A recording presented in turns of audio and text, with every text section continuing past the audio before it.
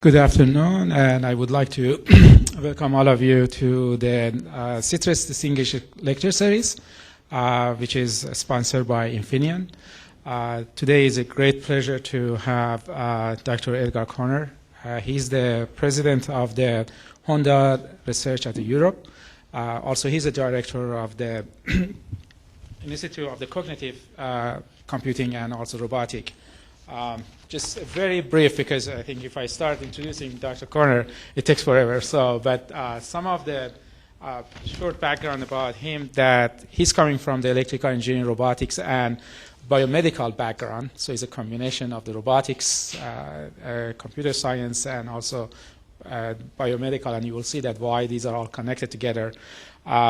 I think his title of work is going back to almost 20 years ago when he started doing that fellow at the Honda at the Tokyo University, and which was exactly the same title of the brain-like vision. And you can see that there's a very long experience only in that specific subject beside the others. He later led the neurocomputing and cognitive system as the head of the department in 88, and later moved to the Honda in Japan, where that actually he was the chief scientist for the brain-like intelligent research group. At 97, he led the program for the future technology as a executive vice president at Honda, again in Japan. But I think with his vision that the research is not actually a 5 years event. The research really has to be done in a term of the long term, in the 20, 30 years. Based on that vision, the whole, they call it a long-term research plan for the Honda was formed, which is another entity under the Honda, which has 3 arms, one in Europe, the second one in Japan, and the third one in Silicon Valley, which is not far to us. So Dr. Koerner is actually from 2003. He's leading the long-term research, and he's the president and CEO of the Honda at Germany, which is oversees all the Europe one. With that brief introduction, it is a great pleasure for me to introduce Dr. Koerner. And also, I think I have to thank him, but I think he's going to talk about Asimo, which is one of the, they call it more advanced side of whole show, so I should not say any word about that one. But I think that's a gift. It says that, you know, the future is in miniaturization, but the intelligence has to be still there. And so we are looking to have that intelligent one started here someday, and soon. I will bring it next year. Thank you, Dr. Thank you. Thank you very much for the kind introduction, and also thank you very much for inviting me and giving me the chance to enjoy this exciting research environment here at the university. Today I would like to give you a talk, and as usual, well, I have too many slides for my talk, and I will go or try to go quite smoothly through the slides. So if you feel there's something not explained, or you worry about having understood correctly something, please interrupt me and I will go back. I will try to first give a short comment on, well, this is not a copy and paste error. It's, I would like to talk about why intelligent systems need some what we expect to find in the brain, and on the other hand, why understanding the brain is probably not very feasible without having intelligent systems that are embodied. Second, I would like to shortly point out our research philosophy, how we would like to extract essential principles of brain computing. And finally, this is a major part of my talk, I would like to give a short overview about our current achievements for cognitive vision systems. That means the steps towards the target we have already finished. Now to the first aspect. Yeah, Asimo is one of the most advanced humanoid robots And he got from AI, from the contemporary AI, what we could give him. So what is available, but still there's no autonomy, there's no robustness, and as you probably well know, learning is also not yet developed to a theory which can be applied for such kind of environment. That means learning from few samples, in the extreme case only from one episode, from one glimpse, is still a problem, and that is, I think, something we can learn from the brain. Therefore, and I'm very happy about Asimov's role here, also for the managers of our company with Asimov. They got the awareness that there is something to be done in order to understand a little bit better what is intelligence. On the other hand, if we want to really understand how the brain creates intelligent behavior, we have first to understand that the brain is first and all a control system that organizes proper behavior. And that means if we want to understand the brain, we have really to investigate the brain in the context of interaction with environment. Trying to understand whether our concepts we try to abstract from the brain really provide the same result. So if we simply replicate the distribution of activation in a model of a certain neural structure, well, we never can be sure that we really catch what has to be go on there. So in that way, we need a kind of embodied intelligent system, or system that can try to develop intelligent behavior in order to challenge understanding of the brain. And fortunately, we are now in a period where robots with rich interaction capabilities provide for the first time a platform for verifying, or I should better say falsifying, large-scale computational theories on brain function. Well, the brain is really a highly complex system, and making the statements that we would like to understand essential principles of brain function is a bold one, and I should discount something from that claim. However, we don't want to replicate the brain. We don't want to understand any detail of the brain, but what we would like to understand is, step by step, how can we approach the secrets behind the capability of generating robust, flexible, and later autonomous behavior generation.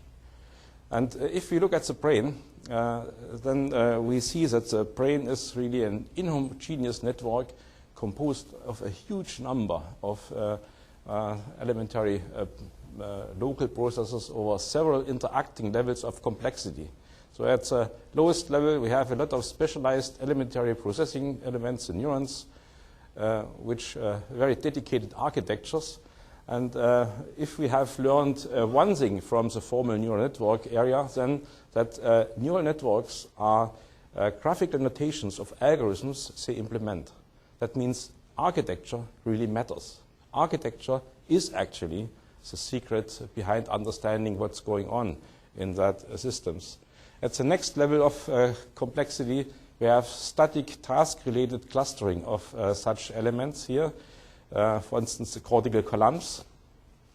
At the next level, we have more macroscopic function-specific architecture, a very coarse picture I selected here.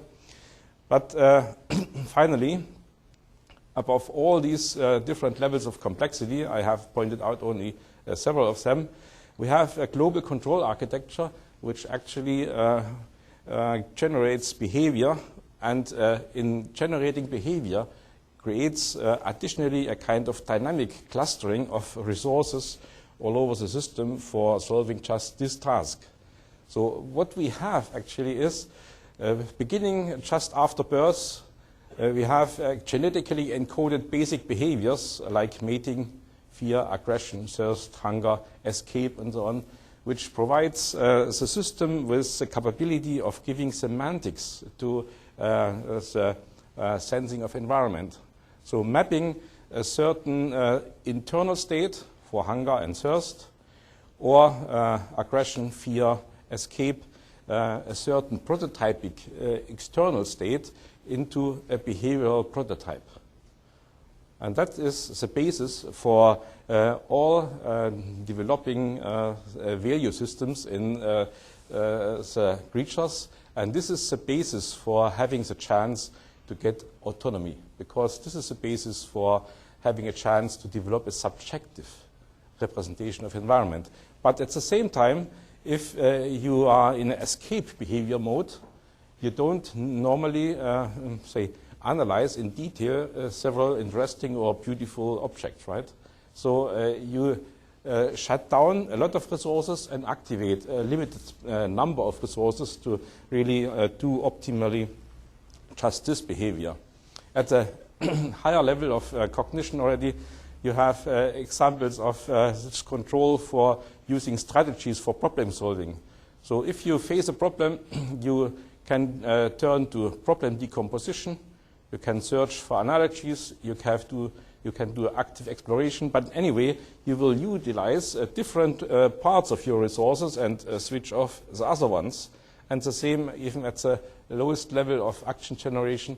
If you face a certain state in pursuing a target or a goal, and you've identified a type of obstacle by the currently running behavior, then you try to find an alternative or a suitable next action and simply change the recruited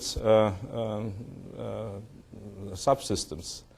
And in that way, if you think it through, we came up with the idea that not the local processing and not local learning algorithms, but how the brain organizes processing is the key to understanding intelligence. That means how the brain organizes processing at all the different levels of complexity. And that's where I would like to say one or a few words to our research strategy. So if we define that the essence of computation in the brain is the organization of processing, then clearly we have to try to identify the control architecture. However, with our current and also next time available capabilities for simulating and also for implementing our ideas, it's impossible to cover those wide span of complexity which we find in the brain. And if we try to make a kind of,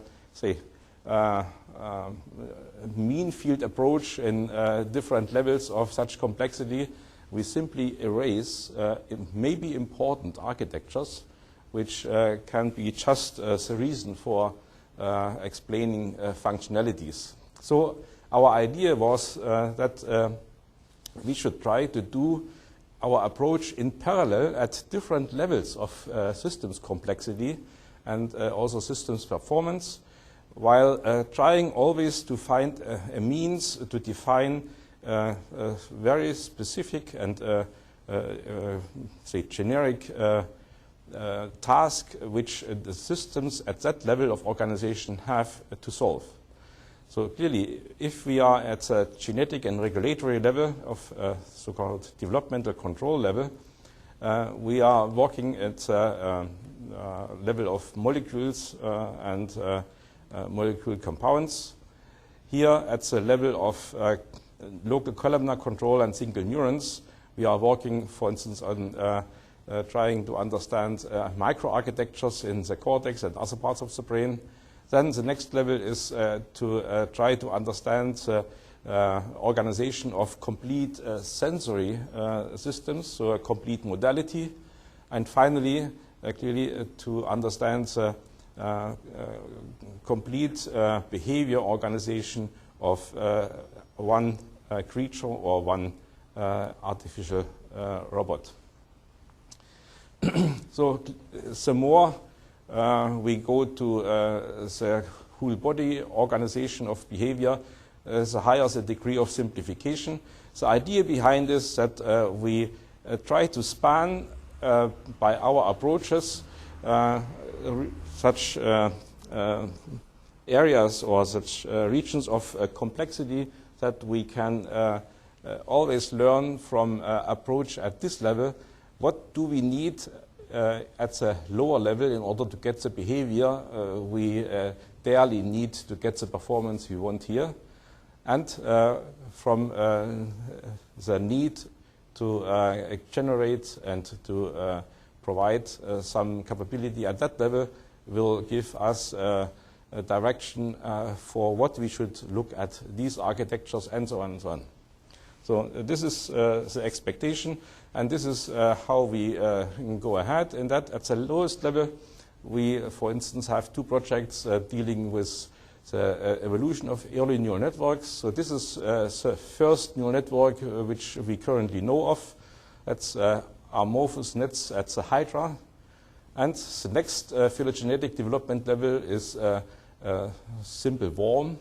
And this has as a first regular architecture with a clear relation between muscle cells and neurons. So how can it turn from that unorganized system to that one is a question we want to answer. Another one is how we can encode in the genetic information growth processes and control the readout and the modulation of these growth processes by gene regulatory networks. So that is a simple example of how such a system can grow, and by mutual influence of different growth processes and reorganize in an architecture. This is clearly a very fundamental work, but hopefully will give us some hints how to create more complex architectures. At the microscopic control level, we, for instance, deal with understanding processing in such cortical columnar units. So we approach the cortical column as a tentative elementary cortical processor, which can mix stored experience by top-down processes into the bottom-up streaming of afferent information and clearing the very noisy and high dimensionality of the afferent stream into a low-dimensional decision problem. Another project is doing research in, understanding efficient learning by a model of hippocampus-cortex interaction.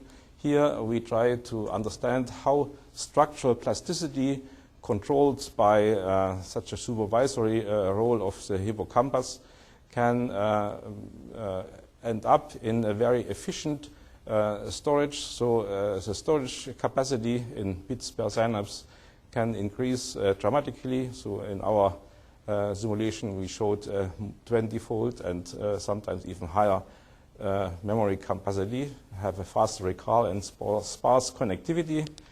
I don't want to go into detail. We can talk later if you are interested in. At the mesoscopic control level, the level of one modality, we are dealing with active vision, approaching how the interaction between the so-called parietal dorsal pathway and the ventral pathway can create the capability for a smart and cognitive vision system. I will talk about this story later. And at the macroscopic level, clearly we try to give a little bit more detail to that very coarse global architecture. So from perception, presence, to the activation of goals, actions, behaviors, and movements. But especially here, these two subsystems we are now focusing the research on needs, motivations, and emotions as a prerequisite for getting autonomy to the robot. Because still our robot doesn't have any needs, any motivation, any target, so we have to tell him what to do, and he doesn't think about what to do next. Okay, now let's come to the main part of my talk. The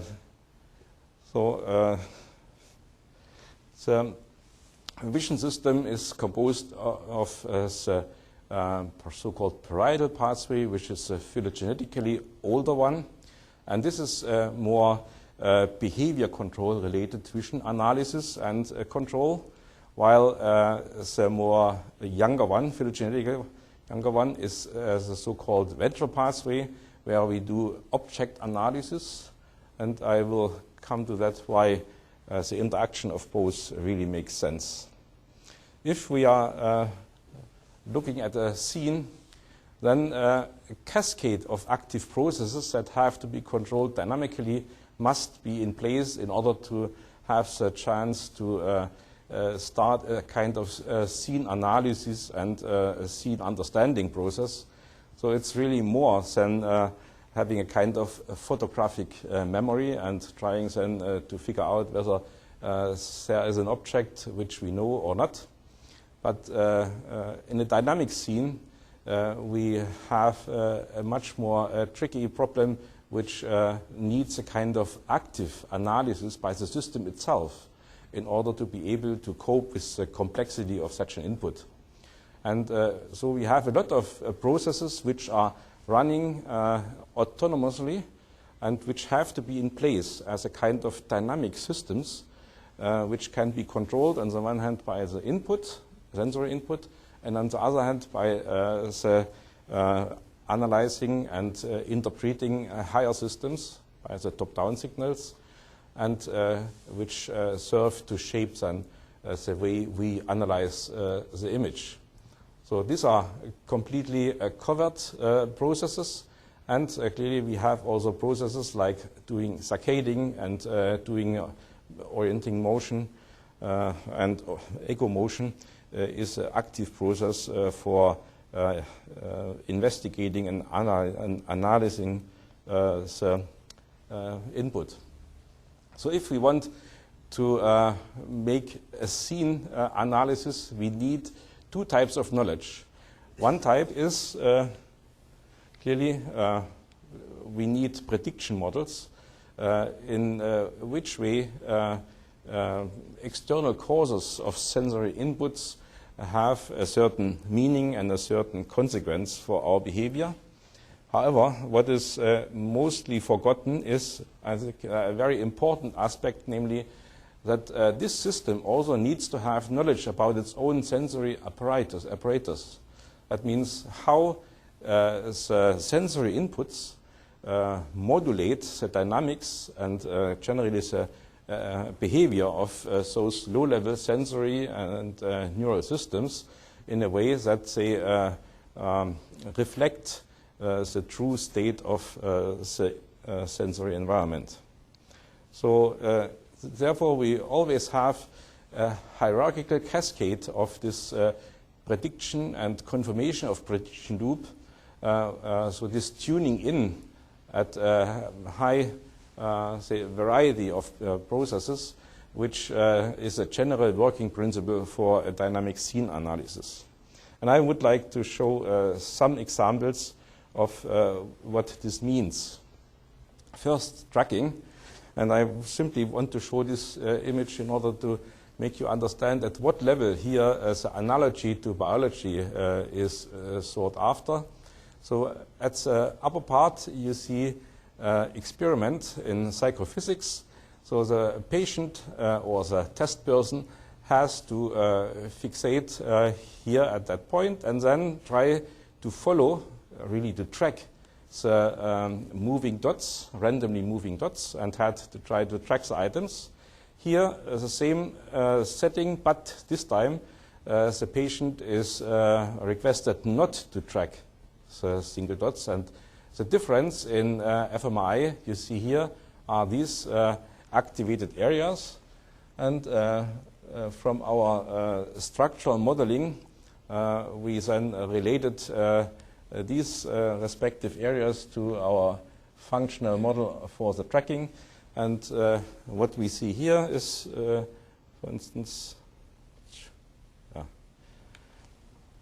such a tracking module, which is controlled by the parietal pathway of our vision system that makes this orienting movement and this fixation and tracking. And in that way, it creates for the ventral pathway a kind of still frame, almost still frame. That means a focused image on the object of interest, so that object analysis can be done.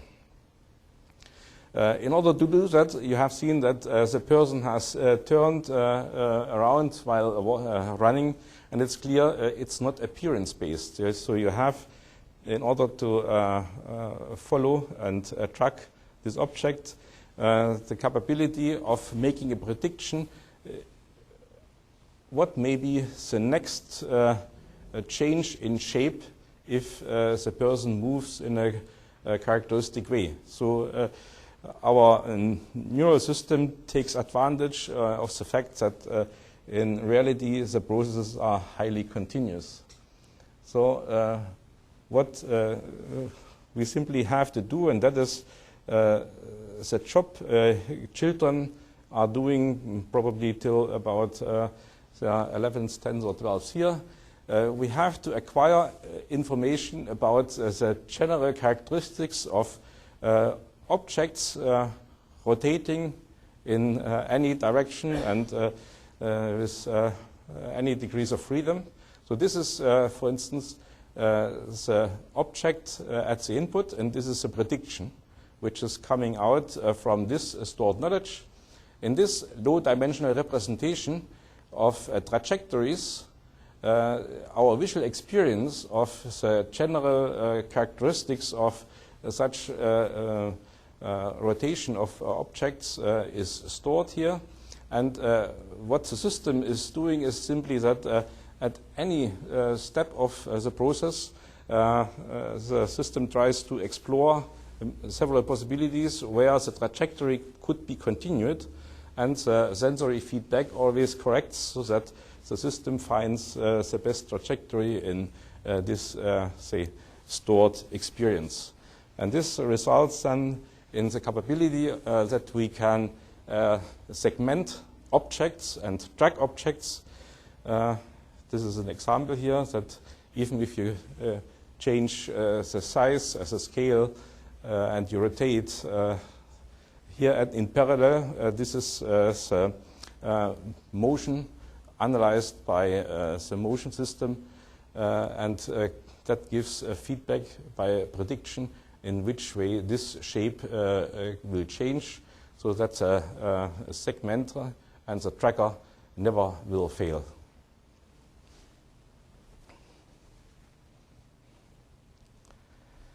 The next capability, such elementary dynamic system for supporting the analysis is clearly segmentation based on structure and color and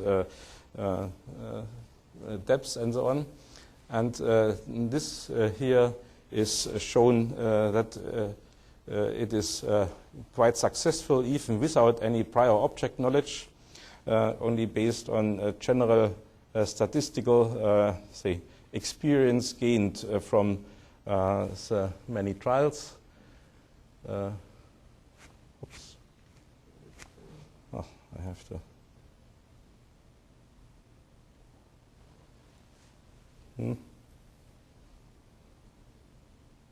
Sorry, no. It got stuck.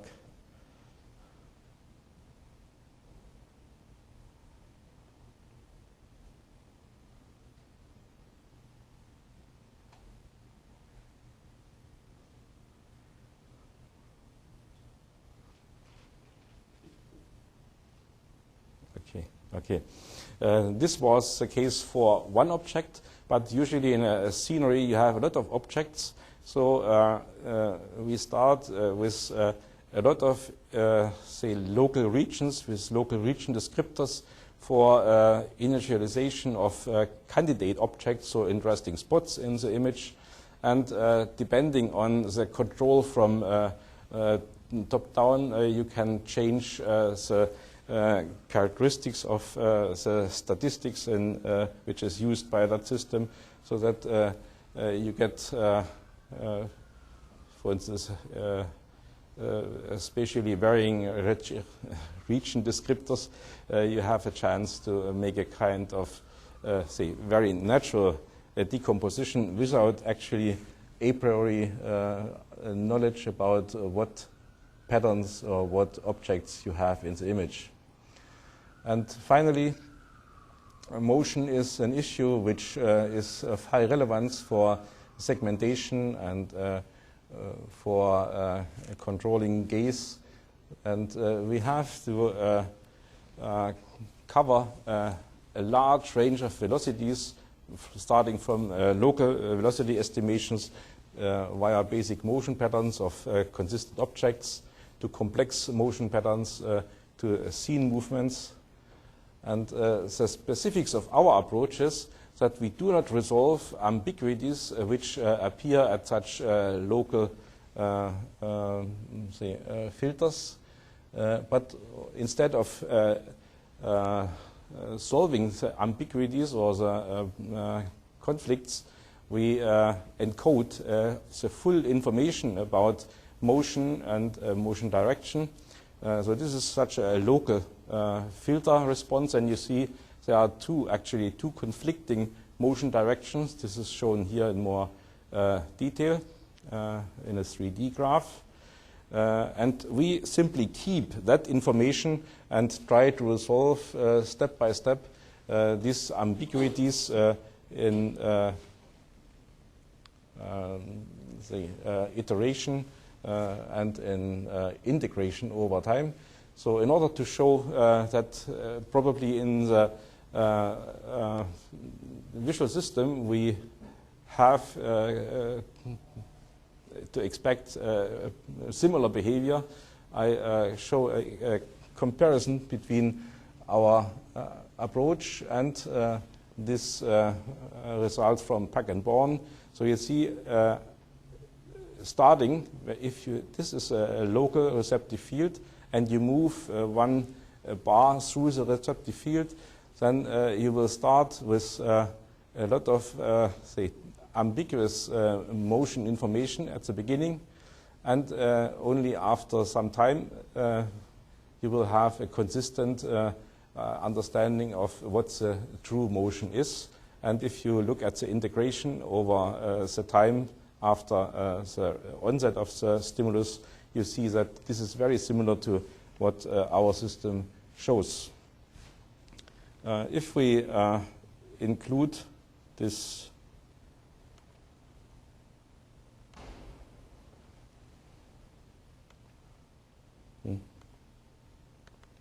sorry, it doesn't work.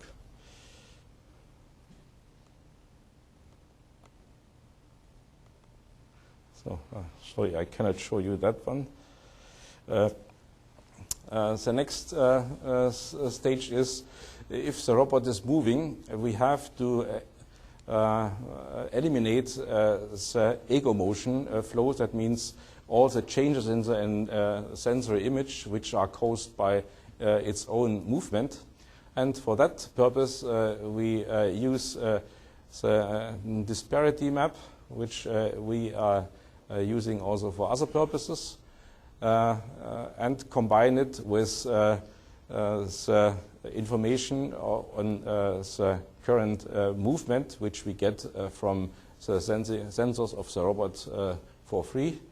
And then we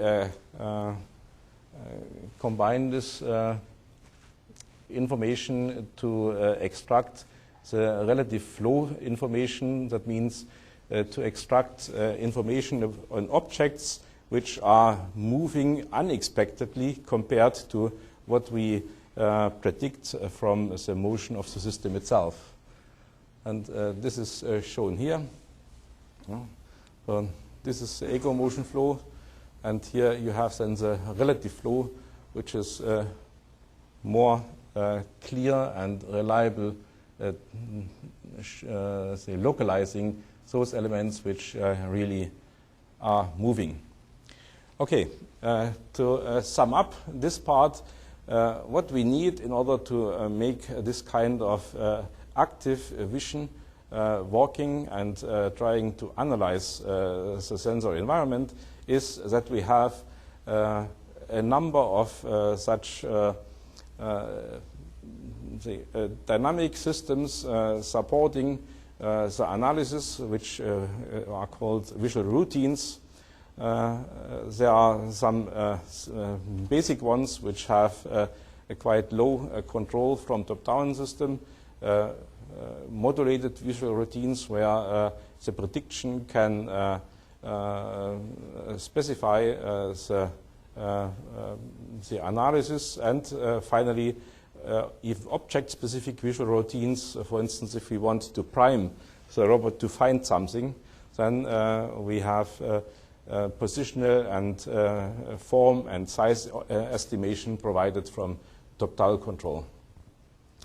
So in that way, this system altogether provides the means that we now can start to analyze in detail more these objects which are localized and put into topology in the scene representation. And this analysis is done by the ventral pathway. Here we have also tried to follow the biological original. So here from the macaque visual cortex, just in the same way as it is organized from V1 to V4, we have a hierarchy of local filters which extract general local features. And at the level of inferotemporal cortex, we have the representation of objects and features which can be localized anywhere in the visual field. This is a little bit more in detail how it works. The important aspect here, what I would like to mention, is that compared to competitive approaches, we stick with a low number of features, very general features, while these are more,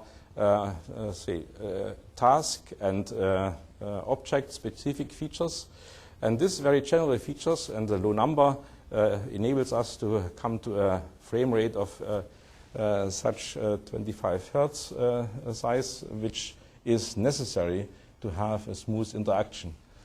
Now, if we go to the inferotemporal cortex, where we have this representation of features and objects, which probably are available as a kind of visual alphabet for describing more and more complex scenery or objects. The hypothesis is that the cortex uses these features from very, simple ones like this one to more complex and holistic ones to start a kind of combinatorial encoding. That means you can use a simple holistic representation if it's sufficient for detecting and reliably segmenting one object. If there's discrimination to be done, then you have to add maybe some other specific features as an additional description to be able to discriminate objects and so on. And for that purpose, we developed specific features and objects parts representation, which can solve this job.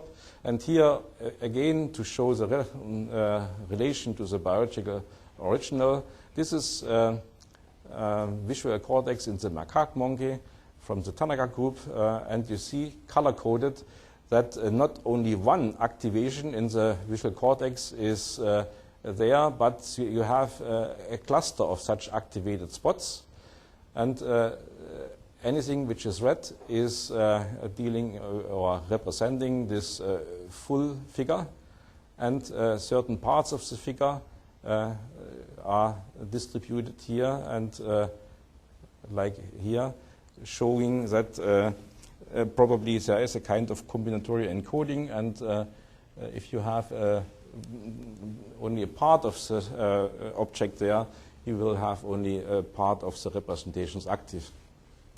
Now we have the same experiment replicated by using this system which I described. First with full cups, then with half of the cup hidden, and then with the cup without the printing on the cup.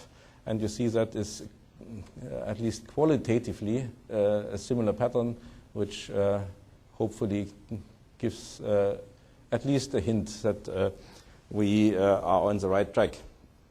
Now, if we want to put this vision system on the robot and make it work on the robot, we clearly have also to control the behavior of the robot and do the robot interaction accordingly. So at the first, we have to do a whole body motion and self-collision avoidance.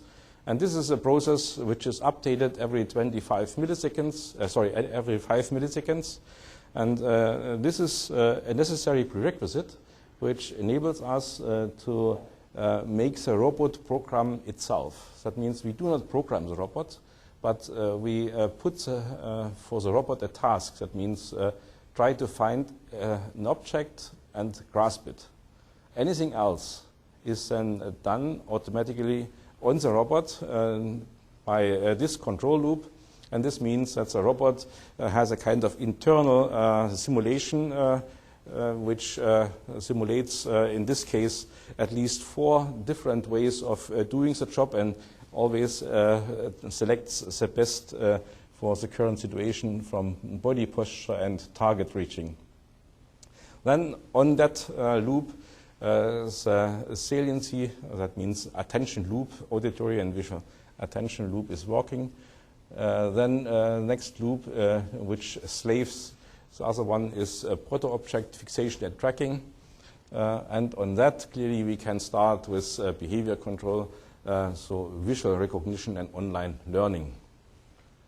And that is how it looks like. I have shown this video last year already, but this is a state we had January last year.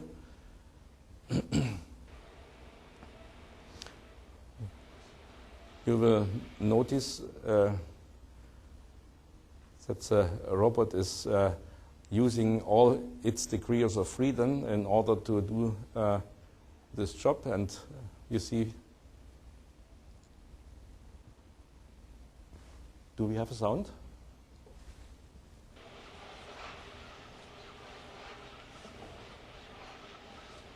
Asimo.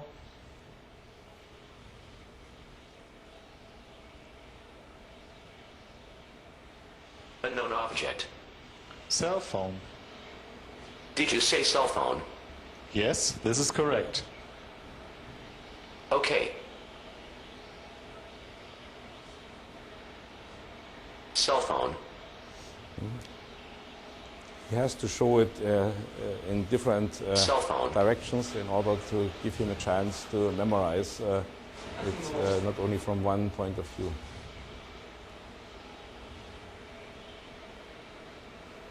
Cell phone.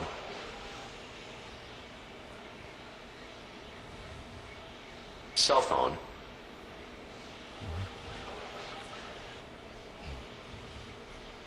Now we Sure, what are these objects? Okay, I will show you. told the robot he should point to toys with 2 arms like I want to have, and with other objects by Toy tiger. simply 1 arm.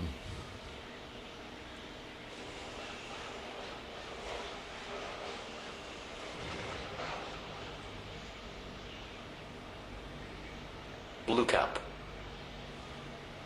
That's a small image here. You see what Blue cup. the image from the cameras are catching.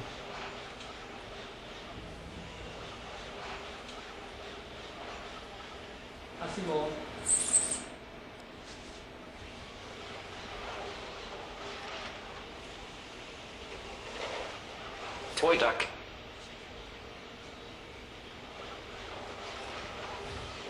Toy duck.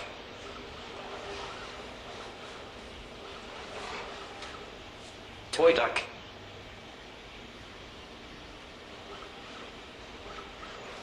Toy duck.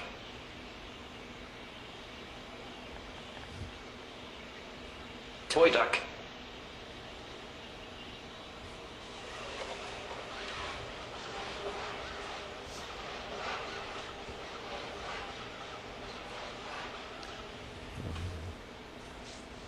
That was a very simple form of, or first simple form of scene analysis, trying to Ice-T detect can. several objects and memorize in Ice-T can. its short-term memory.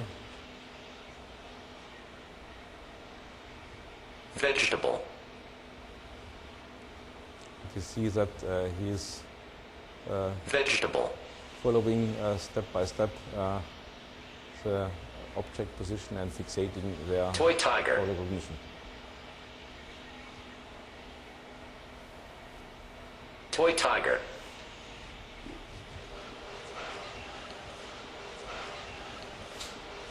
Point to the objects.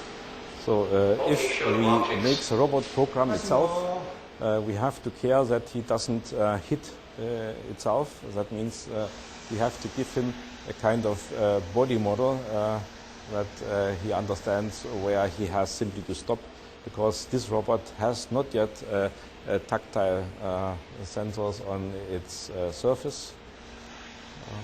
He is simply equipped with hard plastics.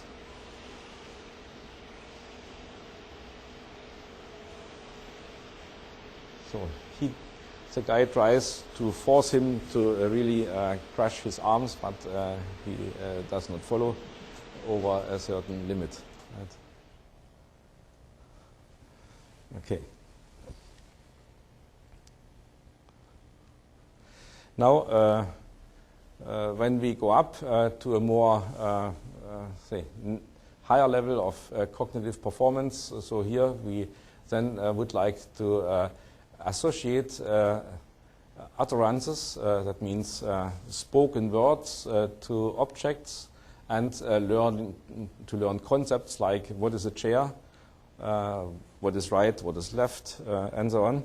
Then we clearly have to add a little bit architecture. So this is actually the architecture you have seen before. Reactive self-collision-free behavior control. Then we have additionally the learning for the speech recognition, multimodal generation and merging of sensory proto-objects, the behavior control modulation via external activation, that means controls from the sensory information, unified association of different semantic categories, and clearly active realization of a semantic category. And then if we go to that step, it looks like that. So here we communicate with the robot by speaking to him. Learn where this object is. A robot doesn't Left, respond with left, speech left, because our speech generation was not ready at that moment. learn where this object is. Right, So right, he is right, nodding the head if he means yes, and Left. shaking the head if so. That's not left. But if you show the right, he finds it. Hidari, hidari, Now we learn the Hidari, same left and right Migi, in Migi, Japanese. migi, moving, The moving, category of what moving, is moving, what is still. still, still, chair, chair, chair, Here, table, table, table, forward, forward, forward, return, return, return, table, yes, it's a table.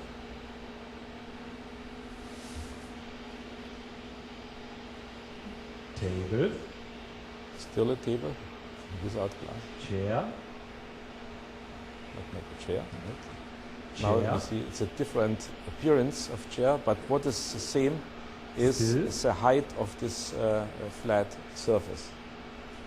Right. Nigi. Return. So without having learned that command return, he would not disengage from the object because he has no intention, no say motivation. We gave him the task: if you see an object, you can localize the object, try to keep interacting distance and react. So he was, by this command, go back, forced to stop his once implemented behavior and switch to going back. Well,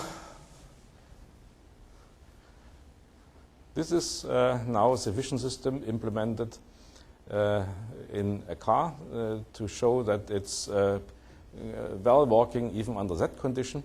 What you see here are hypotheses of relevant events provided by the laser system, and each of these hypotheses is checked by the vision system and discarded if there is no relevant object inside, or, as in that case, the car is detected, is then marked, and the distance in meters is shown here. You have also seen that there have been such say signs of the typical construction markers, and these have been also correct detected, and the car was smoothly going through and stopping in front of the unexpected obstacle of the standing car here. The car approached with about, or accelerated to about 55 kilometers per hour. 60 kilometers per hour is a typical speed limit for such construction sites on German autobahns. And this is really emergency braking. Now it's a view from inside, and you will notice that this is more impressive.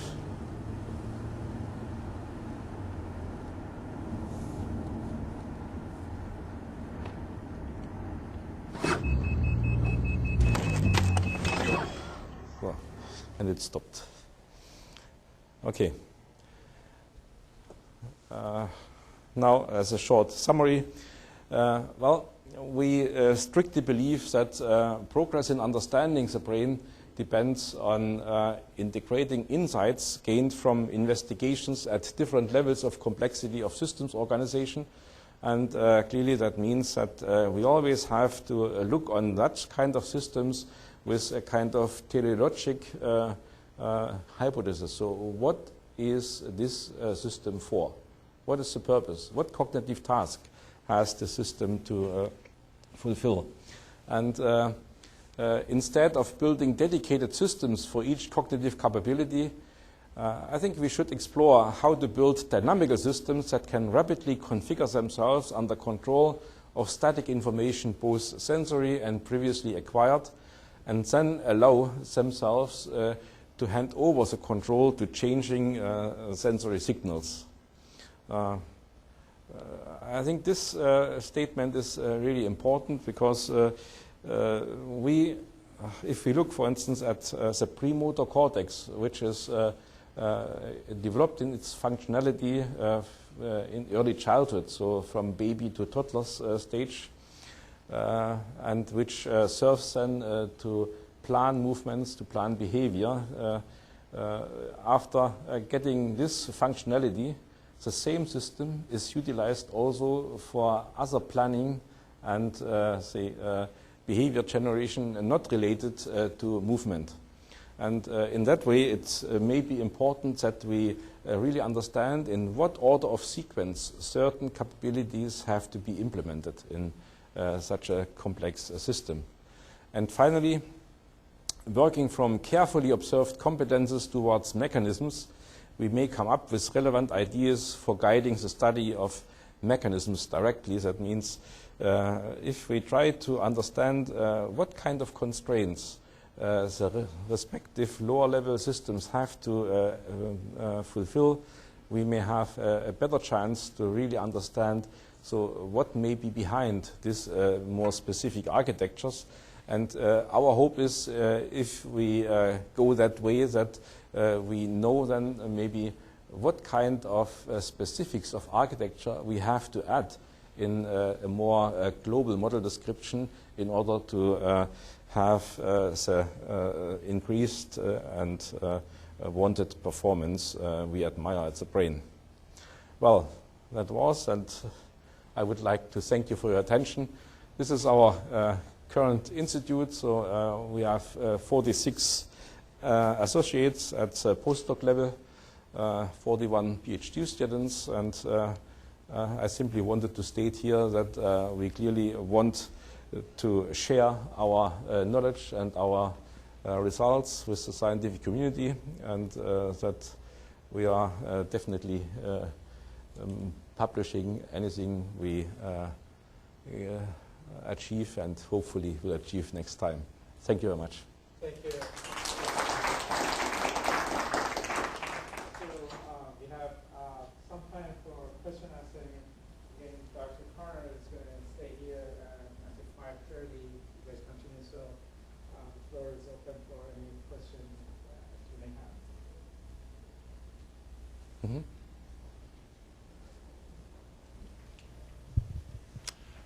Oh, that was a great talk. Thank you. I was wondering if you could comment on the performance of I guess the visual scene analysis software or the robot in an environment where, say, the lab workers aren't all dressed in black and there's it's not just like a laboratory room, but maybe there's clutter or other objects moving.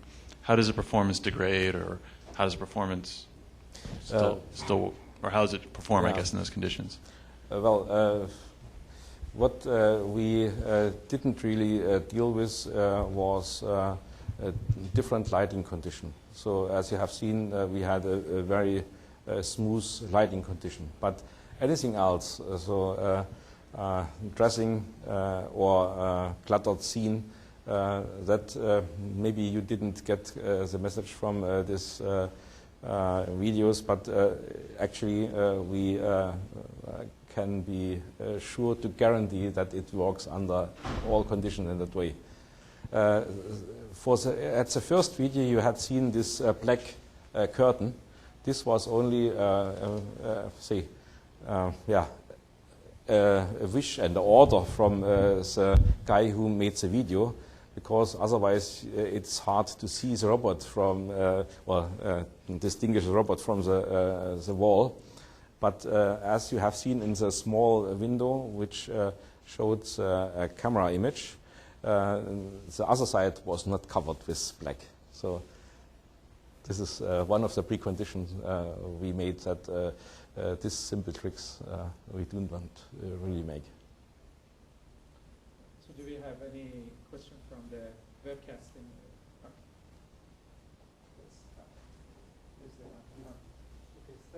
Talk, enjoyed your talk. I'm curious, did you consider the semantic aspect of robotic vision? I mean, for example, if your robot say a can, and you just reflectively understand it is a ST can, but how the robots understand the differences between ST can and the beer can or Coca-Cola, and what is the usage of them? How you deal with this kind of semantic problems? No, that is, I didn't refer as semantics for that part, because for the robot at that level it's only one object and another object. So whether iced tea can or Coca-Cola can, that are two completely different objects for the robot, right? So no semantics involved here.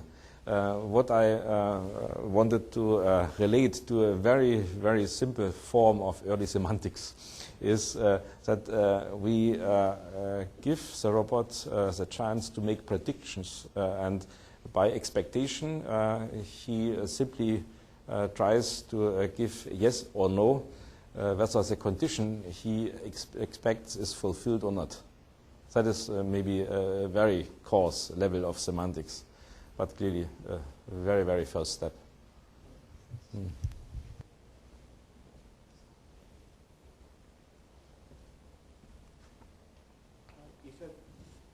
showed some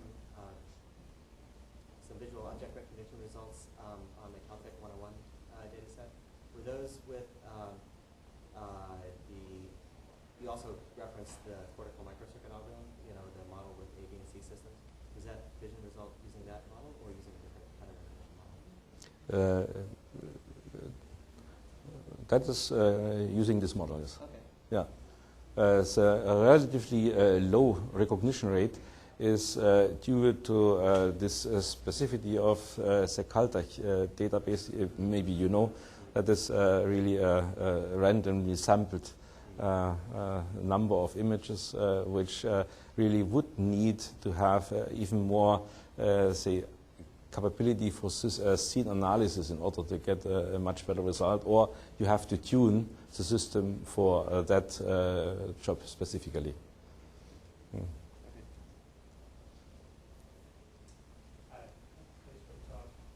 Regarding the complexity in the architecture, yeah. How much do you want to put into the hardware, and how much is going to be simulated and done in the software side? And then just one other smaller question. I noticed the safety harness in the videos. How important is that right now for the robot for these kinds of tasks? I mean, how often does it fall over, for example? Mm-hmm. So those two questions. The first question, or the second question first. So you mean the safety rope?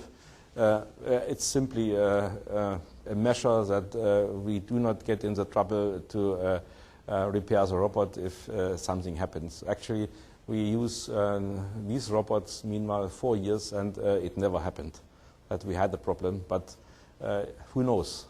Such a complex machinery sometimes can fail, and you have simply 2 days work to repair, maybe because something is broken. So we don't want to risk 2 days additional work.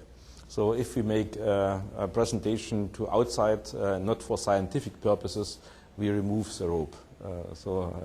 Actually, usually for outside, Asimo is working freely. That's the first question. Sorry, I lost the first question. First question was regarding the complexity in the architecture of the system. How much hardware on the hardware side, and then how much is to be on the software side? What's the vision? Anything on software side. I'm sorry? We simulate all the architecture in software. Okay. Because we are still in, say, exploring state. That right. means it doesn't make sense to realize a hardware solution even partly, because we may come up with a different idea and then we have to reorganize anything. So currently we simply use off-the-shelf computing technology and try to get real-time performance by simply speeding up and optimizing the code. I think we have to start to go towards hardware implementation if we are quite sure that we have a stable understanding of what is maybe the optimal architecture. Last question. I would be interested, to which extent is Honda really interested in it? So far it's some kind of fundamental and basic research. All the automobile companies I know right now, they are more interested in short-term development work. What's the roadmap for this kind of research to be implemented in Honda's products? Fortunately, I have to say, we have from the board of directors a so-called carte blanche. It's a strong point of this company that the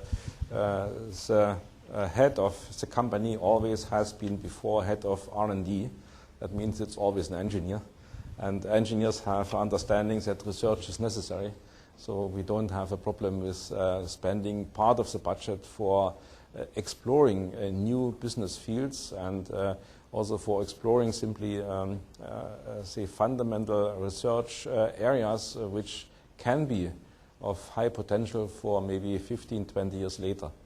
And this is such a case. So I don't really want to make a prediction that these humanoid robots will be a profitable business area for the next 20 years.